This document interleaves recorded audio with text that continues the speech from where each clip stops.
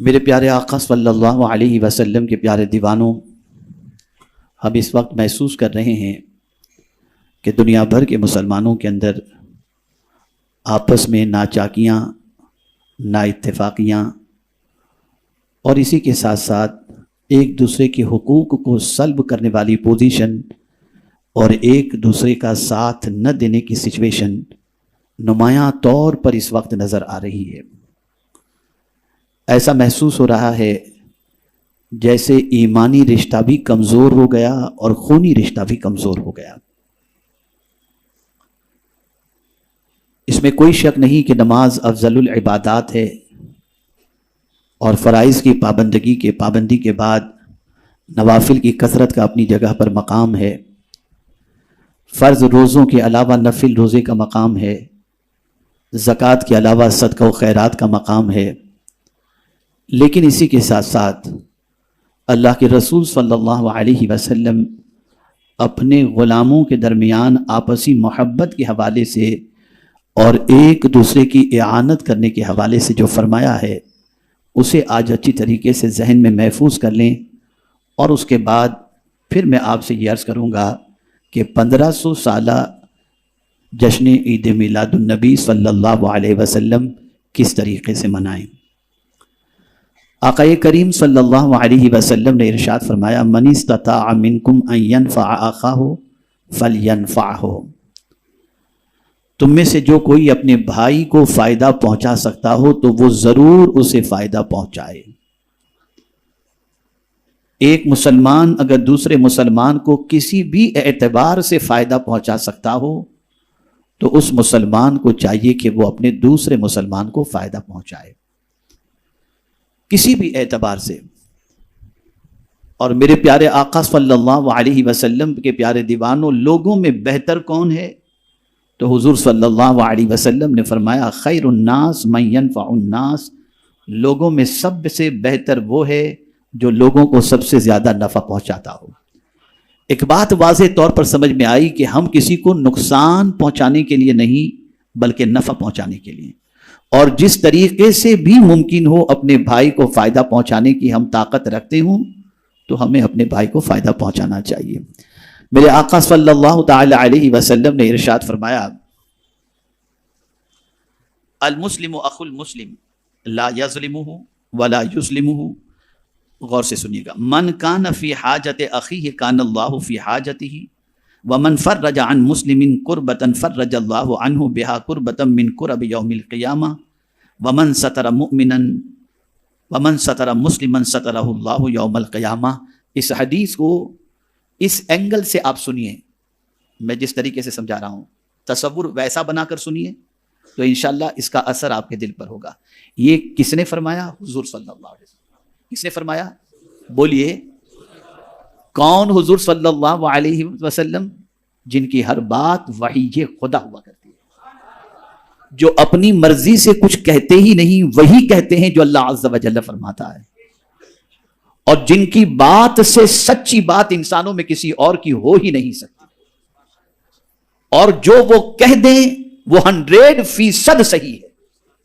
اس تصور کو ذہن میں رکھ کر کے آقا کریم صلی اللہ علیہ وسلم کی اس حدیث کو سنیے اور پھر محسوس کیجئے کہ اللہ عز و جل کے پیارے حبیب صلی اللہ علیہ وسلم کس حد تک ایک مسلمان کے فائدے کے پہنچانے کے سلسلے میں بشارت عطا فرماتے ہیں۔ آقا کریم صلی اللہ علیہ وسلم نے فرمایا، مسلمان دوسرے مسلمان کا بھائی ہے، نہ اس پر ظلم کرتا ہے نہ اس کو ظالموں کے سپرد کرتا ہے۔ ایک مسلمان دوسرے مسلمان پر کبھی ظلم کر ہی نہیں سکتا۔ اگر مسلمان ہے، اور اسی کو حضور صلی اللہ علیہ وسلم نے ارشاد فرمایا، مسلمان وہ ہے جس کی زبان اور ہاتھ سے دوسرا مسلمان محفوظ رہے۔ اگر کسی کے ہاتھ اور زبان سے دوسرا مسلمان محفوظ نہیں، بھلے وہ اپنے آپ کو مسلمان کہے، نماز بھی پڑھتا ہو، روزے بھی رکھتا ہو، لیکن آقا کریم صلی اللہ علیہ وسلم نے صحیح معنوں میں مسلمان اسے کہا جس کی زبان اور ہاتھ سے دوسرا مسلمان سلامت رہے، محفوظ رہے، اس کی اذیتوں سے محفوظ رہے۔ تو حضور صلی اللہ علیہ وسلم نے فرمایا کہ مسلمان دوسرے مسلمان کا بھائی ہے، نہ اس پر ظلم کرتا ہے نہ اسے ظالموں کے سپرد کرتا ہے۔ اب غور سے سنیے گا، جو شخص اپنے بھائی کی حاجت پوری کرنے میں لگا رہتا ہے، یعنی ایک مسلمان دوسرے مسلمان کی حاجت کو پوری کرنے میں لگا رہتا ہے، یار اس کا یہ کام ہو جائے، یہ بے روزگار روزی مل جائے، اس کی یہ پریشانی یہ دور ہو جائے، چلو اس کو اٹھا کر ڈاکٹر کے پاس لے جانا ہے، لے گیا، اس کی یہ ضرورت ہے، یعنی اس کی حاجت پوری کرنے میں لگا رہتا ہے۔ قربان جائیے حضور کے ارشاد پر صلی اللہ علیہ وسلم، سرکار صلی اللہ علیہ وسلم فرماتے ہیں جو شخص اپنے بھائی کی حاجت پوری کرنے میں لگا رہتا ہے اللہ تعالیٰ اس کی حاجت روائی کرتا ہے۔ یعنی آپ تو کر رہے ہو بندے کی حاجت روائی اور خدا آپ کی حاجتوں کو پوری فرماتا ہے۔ اسی لیے کسی نے صدیق اکبر رضی اللہ تعالیٰ عنہ سے پوچھا، امیر المؤمنین آپ تو رعایا کی خبر گیری میں اور امور خلافت کے انجام دینے میں لگے رہتے ہیں، تو آپ کے گھر کا کام اور آپ کے سارے کام کیسے ہوتے ہیں؟ تو ارشاد فرماتے ہیں میں مخلوق خدا کی خدمت میں لگا رہتا ہوں، خالق خود میرے کام کے لیے انتظام فرما دیا کرتا ہے۔ یہ ذہن میں رکھو، اگر کوئی یہ چاہتا ہے کہ میری حاجت پوری ہو، آپ مسلمانوں کی حاجت پوری کرنے میں لگ جائیے، لگ جائیے مسلمانوں کی حاجت پوری کرنے میں، اللہ حاجت پوری کرے گا۔ اور اسی پر اکتفا نہیں، اعلیٰ حضرت عظیم البرکت امام عشق و محبت نے الامن والعلا میں ایک حدیث مبارکہ نقل فرمائی ہے کہ جو شخص اپنے مومن بھائی کے لیے اور مومنات کے لیے، مومن بہنوں کے لیے، مومنات اور مومنین کے لیے 27 مرتبہ دن میں مغفرت کی دعا کرے، اللہ اس بندے کو مستجاب الدعوات بنا دیتا ہے۔ پھر یہ مغفرت کی دعا کرنے والا جو بھی دعا کرے اللہ اس کی دعا کو قبول فرما لیتا ہے۔ آپ کیا سمجھتے ہو ایک مومن بھائی کا خیال کرنا اور اس کی حاجت روائی کتنا بڑا کام ہے؟ حدیث کے اس جملے پر توجہ فرمائے، جو اپنے بھائی کی حاجت روائی میں لگا رہتا اللہ اس کی حاجت روائی فرمائے۔ یعنی کوئی معمولی کام ہم تو کریں گے تو کچھ نقص بھی رہ جائے گا، لیکن خدا جو کرے گا وہ اپنی شان کے مطابق فرمائے۔ آگے آقا کریم صلی اللہ علیہ وسلم نے فرمایا جو کسی مسلمان سے اس کی ایک تکلیف دور کرتا ہے، جو کسی مسلمان سے اس کی ایک تکلیف دور کرتا ہے، اب وہ تکلیف کوئی بھی ہو، پیر میں کانٹا لگ گیا آپ نے اس کا نکال دیا، ایک تکلیف دور ہوئی نا۔ اب سنیے حضور کیا فرماتے ہیں، جو کسی مسلمان سے اس کی ایک تکلیف دور کرتا ہے اللہ تعالیٰ اس سے قیامت کی تکلیفوں میں سے ایک تکلیف دور فرما دیا کرتا ہے۔ کہاں یہاں کی تکلیف اور کہاں وہاں کی تکلیف۔ یہاں سے یہ بات سمجھ میں آئی، مسلمان کو نفع پہنچاؤ خدا تمہیں نفع پہنچائے گا، اور مسلمان کی تکلیف دور کرو خدا تمہاری تکلیف کو دور کر دے گا۔ یہ اللہ والے کرتے کیا ہیں؟ یہ اولیاء کرام کرتے کیا ہیں؟ یہی تو کرتے ہیں نا، یہی تو کرتے ہیں۔ اللہ ان کے درجات کو بلند فرماتا ہے۔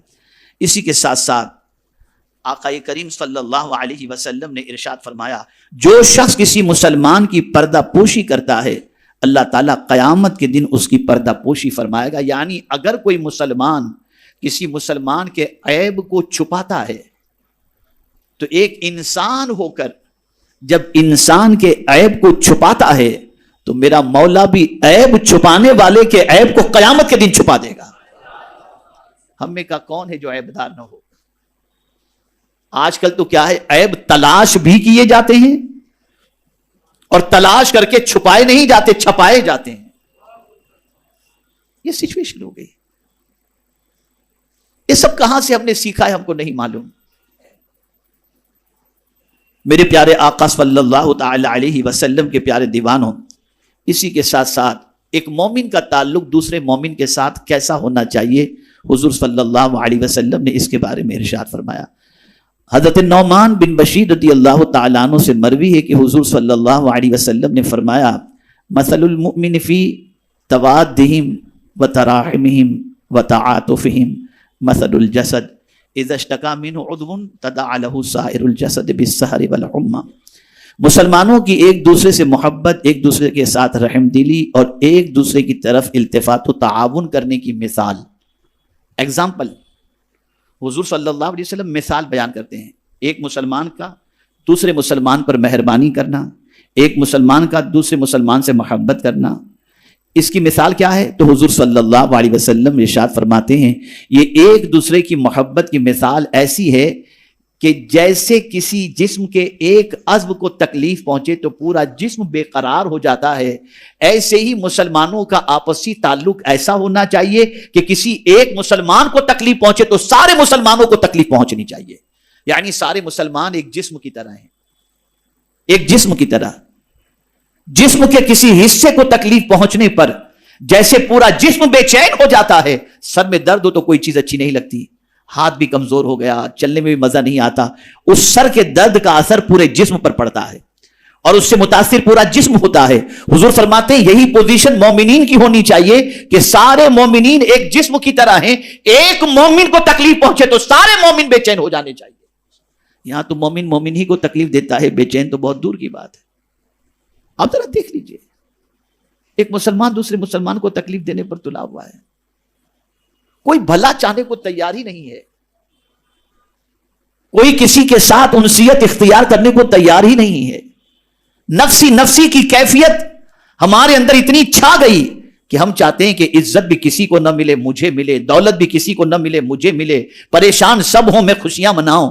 یہ جب سوچ ہو جائے گی تو اس انسان کے کام کہاں سے بنیں گے؟ اللہ والوں کے کام اللہ اس لیے بنا دیتا کہ اللہ والے مسلمانوں کے کام بنانے میں لگے رہتے، اللہ تعالیٰ ان کے کاموں کو بنا دیا کرتا.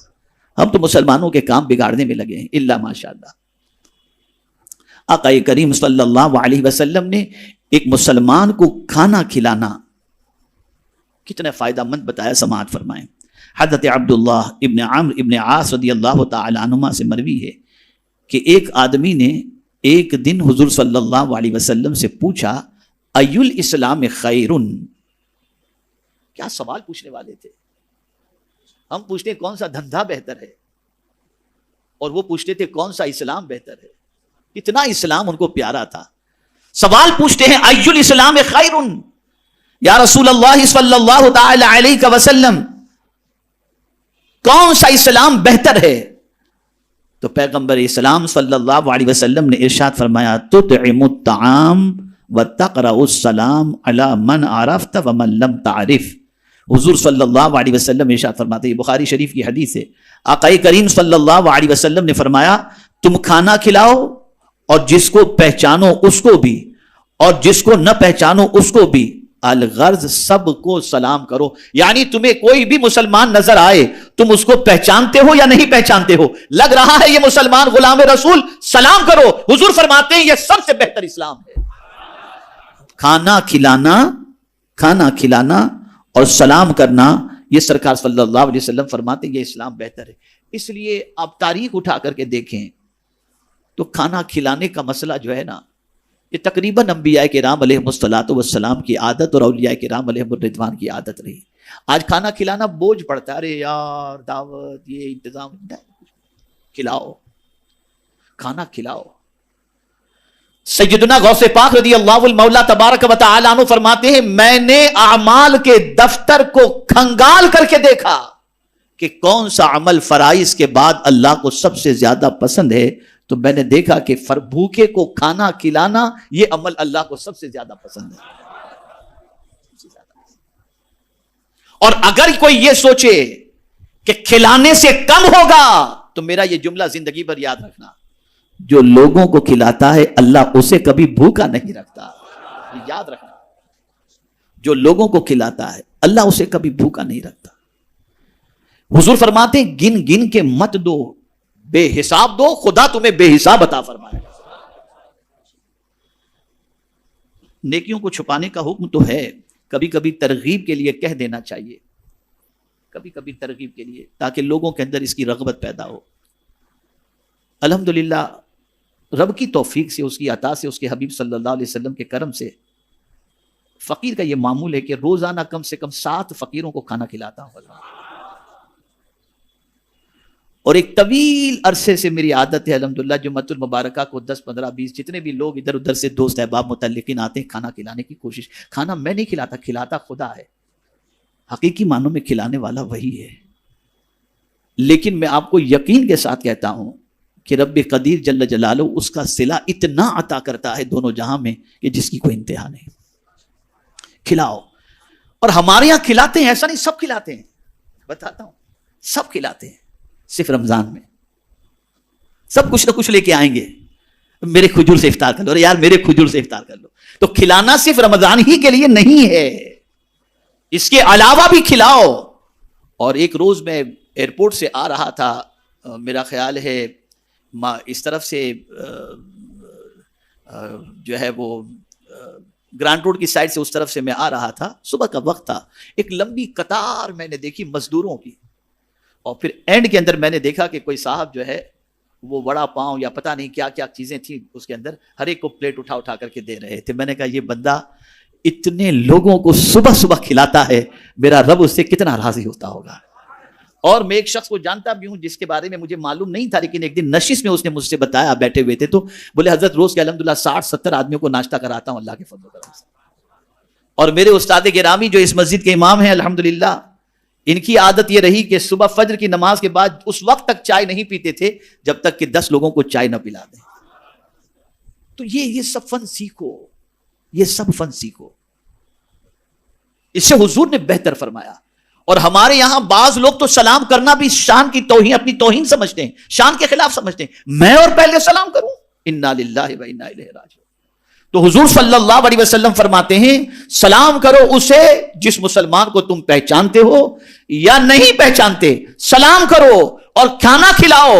یہ اگر کسی مسلمان کے اندر خوبی آ گئی تو حضور فرماتے ہیں یہ اسلام بہترین اسلام ہے. اب آگے سماعت فرمائیں.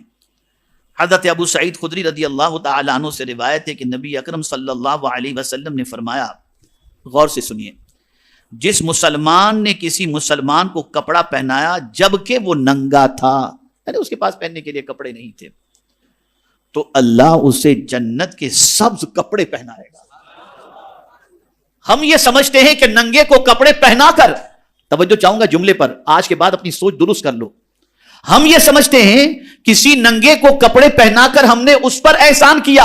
نہیں، اس ننگے کا ہم پر احسان کہ اس نے ہمارا کپڑا قبول کر لیا، جس کے عوض پہ اللہ ہمیں جنت کا لباس عطا فرمائے گا. احسان ہمارا نہیں، احسان غریب کا ہے، احسان غریب کا ہے. اگر اسے کپڑا پہنانے کا موقع نہ ملتا تو اللہ ہمیں جنت میں سبز لباس کہاں سے عطا فرماتا. اسی طریقے سے آقا کریم صلی اللہ علیہ وسلم نے ارشاد فرمایا، اور جس مسلمان نے کسی مسلمان کو کھلایا جبکہ وہ بھوکا تھا تو اللہ تعالیٰ اسے جنت کے پھل کھلائے گا. اور جس مسلمان نے کسی مسلمان کو پانی پلایا جبکہ وہ پیاسا تھا تو اللہ تعالیٰ اسے جنت کی مہر بند شراب پلائے گا. یعنی ایسی شراب جو سیل پیک ہوگی، اللہ تعالیٰ پانی پلانے والے کو جنت کی شراب پلائے گا. جنت کی شراب یا آج جیسی شراب جو ملتی ہے آپ اس تصور میں مت جائیے گا.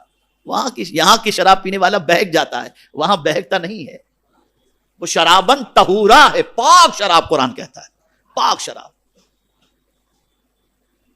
اے رسول اعظم صلی اللہ تعالی علیہ وسلم کے دیوانوں، مزید سماعت فرمائیں. حضرت عبید اللہ ابن عبداللہ نے حضرت ابو ہریرہ رضی اللہ تعالیٰ عنہ کو فرماتے ہوئے سنا، یہ بھی بخاری شریف کی حدیث ہے. ایک تاجر لوگوں کو قرض دیا کرتا تھا، جب کسی تنگ دست کو دیکھتا تو اپنے نوکروں سے کہہ دیتا کہ اس سے درگزر کر جاؤ. یعنی کسی کو قرض دیا، اب وہ قرض لینے والا جس پر قرض ہے، جو مقروض ہے، وہ گزرتا، تو وہ تاجر جس نے قرض دیا تھا نا، وہ اپنے نوکروں سے کہتا ہے اس کو سختی مت کرنا، جانے دو، لینے ڈال دو، اس کو درگزر کرو، تھوڑا سا لیٹ گو کرو. یعنی کیا ہوتا ہے، چائے سے زیادہ پیالے گرم ہوتے ہیں نا، چائے سے زیادہ پیالے گرم ہوتے ہیں. سیٹ کچھ نہیں کہتا، ابھی تک پیسے نہیں دیا تو نے، کہاں جا رہا ہے، تاکہ سیٹ خوش ہو جائے. لیکن وہ تاجر کتنا عقل مند تھا، تاجر اپنے نوکر سے کہہ رہا ہے کہ جس کو ہم نے قرض دیا ہے وہ اگر گزرے تو اس کو نظر انداز کرو، یعنی پکڑنا نہیں، سختی مت کرنا، یہ نہیں. شاید کہ اللہ تعالیٰ بھی ہم سے آخرت میں درگزر فرمائے. چنانچہ اللہ تعالیٰ نے اس کے مرنے کے بعد اس کو بخش دیا. ذرا سوچو آپ، یہ سب سیکھنے کی ضرورت ہے. یہ کباڑا جو آج پوری دنیا میں مسلمانوں کے درمیان ہے نا، اس کی وجہ یہ چیز ہم نے نہیں سیکھی. آج ہم کتنے مسلمانوں کو راحت دیتے، نہیں دیتے. کس نے پریشان حالوں کی پریشانی دور کرتے، نہیں کرتے. اور پریشانی میں اور مصیبتوں میں گرفتار کرنے کی کوشش کرتے ہیں. ہم پریشان نہیں رہیں گے تو کیا ہوگا؟ ذرا دیکھو مسلمانوں کی پریشانی کو دور کرنے کے فائدے کو. آئیے ایک حدیث شریف سناؤ. ایک صحابی کے وصال کے بعد کسی نے ان کو دیکھا کہ جنت میں ٹہل رہے ہیں. پوچھا ان سے کہ کس عمل نے آپ کو جنت میں داخل کر دیا؟ انہوں نے فرمایا کہ ایسا تھا کہ لوگ نماز کے لیے ایک راستے سے جاتے تھے، وہاں ایک کانٹے دار درخت تھا، وہ کانٹے دار درخت کی وجہ سے آنے جانے والوں کو تکلیف پہنچتی تھی، ان کا کپڑا اس کانٹے دار درخت سے الجھ جاتا تھا، تو مسلمانوں کو تکلیف نہ ہو، میں نے یہ تکلیف دینے والے کانٹے دار درخت کو وہاں سے ہٹا دیا، بس میرے اللہ کو یہی ادا پسند آ گئی، اور اس وجہ سے اللہ نے مجھے بخش دیا۔ یہاں تو کانٹے بچھائے جاتے، ہٹائے نہیں جاتے، کیا کیا جائے، کانٹے بچھائے جاتے۔ میرے پیارے آقا صلی اللہ تعالی علیہ وسلم کے پیارے دیوانوں، حضرت عبداللہ ابن عباس رضی اللہ تعالی عنہما مسجد نبوی شریف میں ماہ رمضان المبارک میں اعتکاف کے اندر تھے۔ ایک پریشان حال آیا، آ کر کے حضور صلی اللہ علیہ وسلم کے مزار اقدس کی طرف اشارہ کیا اور اشارہ کر کے کہتا ہے، اے ابن عم رسول اللہ، اے رسول اللہ صلی اللہ علیہ وسلم کے چچا کے بیٹے، میں سرکار کو گواہ بنا کر کہتا ہوں، میں چند دنوں سے بھوکا ہوں اور قرض کے بوجھ تلے دبا ہوا ہوں۔ اس زمانے میں جھوٹ بھی تو نہیں بولتے تھے نا، مسئلہ تو یہ ہے، آج تو ڈپلیکیٹ بھی اتنے ہیں کہ جس کی کوئی انتہا نہیں، اللہ ماشاء اللہ۔ جیسے ہی انہوں نے کہا، تھے اعتکاف کے اندر، وہ بھی رمضان المبارک کا سنت اعتکاف، اٹھے، جوتے لیے، مسجد سے باہر نکلنے لگے تو اس سائل نے کہا، حضور بلا ضرورت شرعی مسجد سے نکلنے سے اعتکاف ٹوٹ جاتا ہے، حضور آپ نکلیں گے تو اعتکاف ٹوٹ جائے گا۔ اب جواب سنیے، ارشاد فرماتے، تیرا کہنا اپنی جگہ بالکل صحیح ہے، لیکن میں نے میرے نبی صلی اللہ علیہ وسلم سے سنا ہے کہ جو شخص کسی مسلمان کی تکلیف کو دور کرنے کے لیے چند قدم چلا، اس کا میری مسجد میں 2 مہینے تک اعتکاف کرنے سے بہتر ہے۔ یہ ہے، وہ لوگ ذرا سوچیں جو مسلمانوں کو تکلیف پہنچاتے ہیں، وہ لوگ سوچیں جو مسلمانوں کی آبرو پر ہاتھ ڈالتے ہیں، وہ لوگ ذرا سوچیں جو مسلمانوں کے مالوں پر ہاتھ ڈالتے ہیں، وہ لوگ ذرا سوچیں جو مسلمانوں کو اذیت پہنچاتے ہیں، وہ لوگ ذرا سوچیں جو مسلمانوں سے سلام کلام ترک کرتے ہیں، اور وہ لوگ ذرا سوچیں جو مسلمانوں کے راہوں کے اندر کانٹے بچھاتے ہیں، ان کا انجام کیا ہوگا۔ اب یہاں تک عرض کرنے کے بعد اب میں آپ سے جو گزارش کرنا چاہوں گا، اور بھی بہت ساری حدیثیں میری نگاہوں کے سامنے ہیں، لیکن اتنا وقت نہیں کہ میں ان احادیث کو آپ کے سامنے پیش کروں۔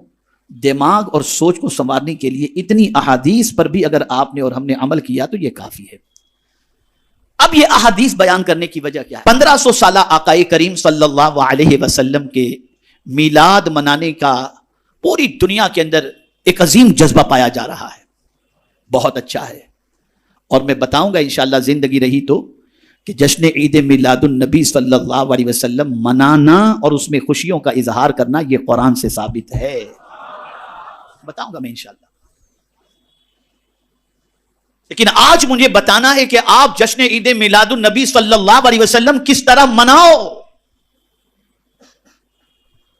سرکار صلی اللہ علیہ وسلم جب فرش گیتی پر تشریف لائے، ولادت ہوئی، تو ابو لہب نے سویبہ کو آزاد کیا۔ ابو لہب کون تھا؟ حضور کا چچا۔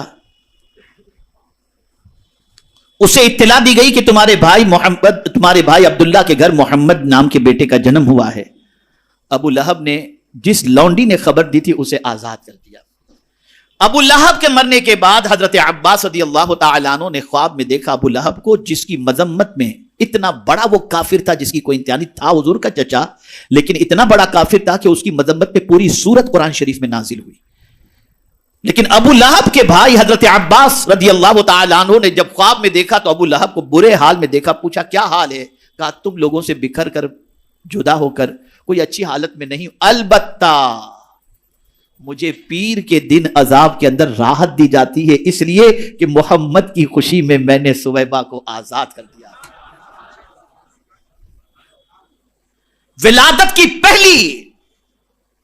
ولادت کا پہلا فائدہ حضرت سویبہ کو نصیب ہوا کہ اسے ابو لہب کی غلامی سے آزادی نصیب ہوئی۔ یہاں سے یہ بات سمجھ میں آئی کہ ہم بھی حضور صلی اللہ علیہ وسلم کی میلاد پاک اس طریقے سے منائیں کہ مسلمانوں کے اندر جو قرض میں ڈوبے ہوئے ہیں، ان میں سے جتنوں کا قرض ہم ادا کر کے ان کو آزاد کر سکتے ہیں وہ آزاد کرائیں۔ حضور خوش ہوں گے۔ اگر حضور کے کسی امتی کی تکلیف ہم نے دور کر دی میں یقین کے ساتھ کہتا ہوں مصطفیٰ جان رحمت ہماری تکلیفوں کو دور فرما دیں گے اور وہ خوش ہوں گے. تو پہلا کام تلاش کرو کون قرض کے بوجھ تلے دبا ہوا ہے. اپنی اپنی بساط کے مطابق کرو کوشش. خاص طور پر سرمایہ داروں سے گزارش کروں گا کہ اس طرح سے حضور صلی اللہ علیہ وسلم کا بھی میلاد مناؤ کہ جو قرض کے بوجھ تلے دبے ہیں انہیں قرض سے چھٹکارا دلاؤ. جو بے روزگار ہیں ان کے لیے اسباب رزق مہیا کرو. جو بغیر مکانات کے ہیں ان کے لیے مکان بنا کر کے دو. جو تعلیم کے لیے پیسوں کے سلسلے میں پریشان ہیں ان کے لیے آپ انتظام کرو. جو علاج و معالجے کے لیے رقم کے ضرورت مند ہیں آپ اس کا انتظام کرو. مطلب یہ ہے کہ اس طرح سے سرکار کی آمد کی خوشی مناؤ کہ حضور کی امت کی جتنی تکلیفیں دور کر سکتے ہو اتنی تکلیف دور کرو. حضور خوش ہو جائیں گے اس سے. اس کا مطلب یہ نہیں کہ آپ لائٹنگ نہ کرو, آپ جلوس نہ نکالو, میلاد شریف نہ کرو, کھانا نہ کھلاؤ. یہ سب کرو لیکن اس کے ساتھ ساتھ یہ بھی کرو, یہ بھی کرو آپ. اور یہ وہ کام ہے جو حضور کو خوش کر دیتا ہے. میں حدیث سے آپ کو سمجھاؤں کہ حضور صلی اللہ علیہ وسلم کی امت کا بھلا چاہنے سے حضور کتنے خوش ہوتے ہیں. حضرت جبریل امین علیہ الصلاۃ والتسلیم شب معراج سدرۃ المنتہا پر رک گئے. یہ ان کا آخری ڈیسٹینیشن, فائنل ڈیسٹینیشن. وہاں سے آگے نہ کبھی گئے ہیں نہ کبھی جا سکتے ہیں. سرکار نے فرمایا حل لک حاجۃ یا جبریل, اے جبریل کوئی تیری کوئی تمنا ہے تو بیان کر. میں آپ سے ایک سوال پوچھتا ہوں, ایسا غریب فاقہ مست انسان جو کبھی اجمیر بھی جانے کی طاقت نہ رکھتا ہو اور اس سے اگر کوئی ایسا کہہ دے کہ تمہیں کہیں جانا ہو تو کوئی تمنا ہو تو بیان کرو, وہ ڈر ڈر کے سوچ سوچ کے پھر کہہ دے گا مجھے مدینہ جانا ہے, مدینہ جانا. تو جو جہاں نہیں گیا وہاں جانے کی آرزو بیان کرے گا. اب حضور صلی اللہ علیہ وسلم لامکاں کی سیر کو جا رہے ہیں. جبریل نے سب کچھ دیکھ لیا لیکن لامکاں کی سیر نہیں کی. اب حضور پوچھتے ہیں جبریل کوئی تمنا ہو تو بیان کرو. کہہ سکتے تھے کہ حضور مجھے اپنے ساتھ لے چلیے, لیکن قربان جائیے یہ کہنے سے ان کی مراد تو ہو سکتا ہے پوری ہو جائے لیکن حضور کو ان کو خوش کرنا تھا. تو یہ کہنے سے شاید حضور راضی ہوں نہ راضی ہوں یہ ایک الگ چیز ہے, لیکن انہوں نے یہ نہیں کہا. انہوں نے کیا کہا, ہاں حضور میری ایک تمنا ہے. توجہ چاہوں گا, ہاں میری ایک تمنا ہے آپ کی امت جب پل صراط سے گزرے تو میں اپنے پر بچھا دوں تاکہ آپ کی امت کو تکلیف نہ ہو, امت میرے پر سے ہوتے ہوئے پل صراط سے گزر جائے. اے جبریل تمہیں یہ شعور کس نے دیا؟ تو جواب ملے گا ہم نے ولادت کے وقت حضور کو دیکھا کہ حضور تشریف لائے تو امت ہی کی فکر حضور کو ستا رہی تھی. تو اب حضور کو خوش کرنا ہے تو حضور کی امت کا بھلا چاہو, حضور راضی ہو جائیں گے. یہ شعور تھا ان کے اندر. یہاں تکلیف پہنچا کر کے آدمی سمجھتا ہے کہ حضور خوش ہے, سلام تک نہیں کرتے. بعد ایسے نکلو ادھر راستے سے تو وہ سنی بھی سمجھنے کو تیار نہیں, سلام بھی نہیں کر, سمجھتے ہیں اس سے حضور خوش ہو جائیں گے. الیاذ باللہ. پتہ نہیں کہاں سے سیکھا ان لوگوں نے اور کیا سیکھا ہے. تو کہنے کا مقصد یہ ہے کہ اللہ کے رسول صلی اللہ علیہ وسلم کو راضی کرنا ہے تو حضور کی امت کا بھلا چاہو. خوب شان و شوکت کے ساتھ, بہت اچھی طریقے سے, فل اہتمام کے ساتھ میرے آقا صلی اللہ علیہ وسلم کی میلاد پاک کی خوشی مناؤ. اچھی طریقے سے سجاؤ, لباس زیب تن کرو. لیکن اللہ نے بے پناہ دولت دی ہے تو میری گزارش ہے غریبوں کو غربت سے چھٹکارا دلاؤ, مقروض کو قرض سے چھٹکارا دلاؤ, بغیر تعلیم کی زندگی گزارنے والوں کے لیے تعلیم کا انتظام کرو, علاج و معالجے کے لیے پریشان لوگوں کے لیے علاج و معالجے کا انتظام کرو. نیت ایک ہی رکھو, حضور آپ راضی ہو جائیں, آپ راضی.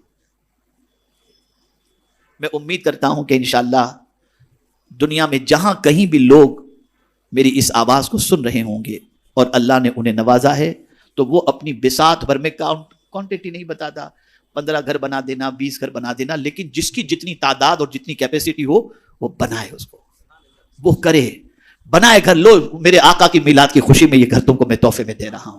جو مقروض ہے انہیں کہے, یہ کہہ کر دے کہ یہ سب کچھ میرے آقا کی میلاد کی 1500 سالہ میلاد کی خوشی میں کر رہا ہوں. میں یہ نہیں کہتا کہ مسجد نہ بناؤ, یہ نہ بناؤ, وہ نہ بناؤ, لیکن میں اتنا ضرور کہوں گا کہ حضور کو خوش کرنا ہے تو یہ بہت بڑا عمل ہے, اس کی طرف توجہ دو. اور یہ بھی نہیں کہتا کہ آپ پیسہ سنی دعوت اسلامی کو دو, سنی دعوت اسلامی گھر بنائے گی, نہیں. میں آپ سے کہتا ہوں آپ خود اپنا گروپ بناؤ اور اپنے اعتبار سے آپ پورے گروپ والے مل کر کے کام کرو. اگر مدد کی ضرورت یا رہنمائی کی ضرورت پڑی تو ہم آپ کے لیے حاضر ہیں، لیکن ہم یہ نہیں کہتے کہ آپ ہم کو پیسہ دو ہم کریں گے. آپ کرانا چاہیں الگ چیز ہے، لیکن میری گزارش یہ ہے کہ آپ خود اپنے ہاتھوں سے یہ کام انجام دینے کی کوشش کرو. اگر رکاوٹ ہو تو ہم حاضر ہیں. انشاءاللہ آپ دیکھیں گے کہ جب بے گھر انسان کے ہاتھ میں جب گھر کی چابی دیں گے نا، خدا کی قسم اس کے دل سے جو دعا نکلے گی نا، اس دعا سے اللہ اور اس کے رسول اتنے راضی ہوں گے جس کی کوئی انتہا نہیں. جو قرض کے بوجھ تلے رات و دن سو نہیں پا رہا اور خودکشی کے دروازے تک پہنچ چکا ہے، جب اس کے قرض کا ذمہ آپ اپنے سر لے لیں گے اور اس کا قرض ادا کر دیں گے اور تاکید کر دیں گے کہ آئندہ یہ چکر میں نہ پڑنا، آپ دیکھیں جب وہ جائے گا اور جس رات وہ سکون سے سوئے گا، حضور صلی اللہ علیہ وسلم کے صدقے میں اللہ آپ کو سکون کی دولت سے مالا مال فرما دے گا. یہ سب کام کریں. اللہ عز و جل آقا کریم رؤوف الرحیم علیہ التحیۃ والتسلیم کے صدقہ و طفیل مجھے آپ کو سب کو 1500 سالہ جشن میلاد مصطفیٰ صلی اللہ علیہ وسلم شریعت کے حدود میں رہتے ہوئے قرآن و سنت کی روشنی میں اللہ کے رسول صلی اللہ علیہ وسلم کی تعلیمات پر عمل کرتے ہوئے ہمیں منانے کی توفیق عطا فرمائے. اور میرے پیارے آقا صلی اللہ علیہ وسلم کے پیارے دیوانوں، گلدستے سیرت النبی صلی اللہ علیہ وسلم کے ذریعے جو انعامی مقابلے میں حصہ لینا چاہتے ہیں، مجھے بڑی خوشی ہے کہ الحمدللہ ہزاروں کی تعداد میں لوگوں نے کتابیں لی ہیں اور مزید کتاب کی ڈیمانڈ کی وجہ سے مزید کتابیں چھپائی جا رہی ہیں. اور اسی کے ساتھ ساتھ الحمدللہ رب العالمین لوگ دلچسپی کے ساتھ اس کے مطالعے کو شروع کر چکے ہیں. مجھے بڑی مسرت ہو رہی ہے کہ الحمدللہ جو کبھی حضور کی زندگی نہیں پڑھتے تھے اب صبح و شام حضور کی زندگی پڑھ رہے ہیں. صبح و شام حضور کی زندگی، اس سے بڑھ کر ذرا پڑھو میرے آقا کو. خدا کی قسم میرے آقا جیسا کوئی ہے ہی نہیں، ان کے جیسا کوئی نہیں ہے. پڑھو. بس ایک آخری بات عرض کر دوں، حضرت صہیب رومی رضی اللہ تعالی عنہ جلیل القدر صحابی، بہترین تاجر تھے. مکے میں بہت بڑی تجارت تھی ان کی. رسول اعظم صلی اللہ علیہ وسلم صحابہ کے ساتھ ہجرت فرما کر جب مدینہ منورہ تشریف لے گئے تو حضرت صہیب کے کاروبار کے پھیلے ہونے کی وجہ سے وہ وہیں پر تھے. سب چلے گئے، وہ وہیں پر تھے. کچھ دنوں کے بعد حضور کے دیدار کے لیے بے چین تھے اور دل میں بار بار یہ خیال آتا تھا، یار میں تجارت کی غرض سے یہاں بیٹھا ہوں، حضور کا دیدار نہیں کر پا رہا ہوں، سرکار کی بارگاہ میں حاضری نہیں ہو رہی ہے، حضور کی زیارت سے میں محروم ہوں. بس ایک دن خیال آیا کہ ایسی دولت کیا کام کی جو حضور کی بارگاہ تک نہ پہنچا سکے.